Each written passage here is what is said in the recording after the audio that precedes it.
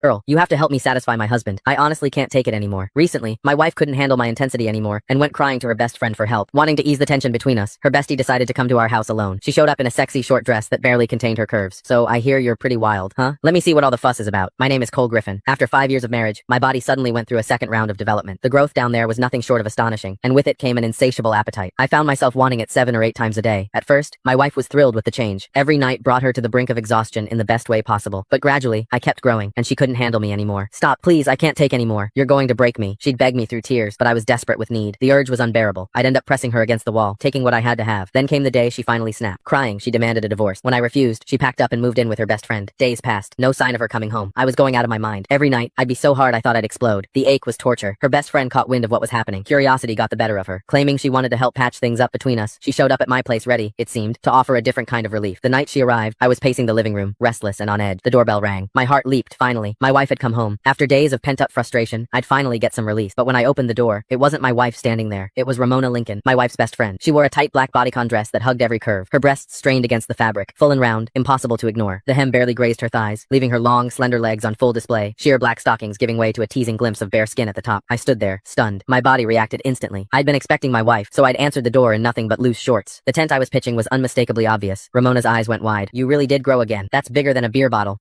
Truth was, Ramona was a woman with unmet needs herself. She was beautiful. Anyone could see that. But she'd married a rich old man. According to my wife, he'd burned through his prime too hard and too fast. Now his body had given out, and he couldn't satisfy her at all. These days, she apparently spent good money on male escorts to fill the void. I motioned her inside. She settled onto the couch, crossing her legs slowly, showing off those red bottom heels, making damn sure I noticed. So what brings you here, Ramona? I asked, grabbing a glass of water and handing it to her. Where's Rachel? She took a sip, then fixed me with a look. You're the reason. You're like a bull on steroids. Rachel's too scared to come home. I'm here to talk some sense into you. You can't keep going at her like that. She's delicate, for God's sake. No woman could handle a brute like you going full force. As she spoke, her chest rose and fell with each word. Those two magnificent breasts moved hypnotically beneath the thin fabric bigger than my wife's, fuller, and I couldn't tear my eyes away. My pulse hammered in my ears. God, I wanted to touch them. I sighed, settling into the chair across from her. It's not that I'm trying to be rough. It's this second development I can't control it. The urge hits me like a freight train. If I don't, at least once a day, the ache is unbearable. Ramona's eyes sparkled with curiosity.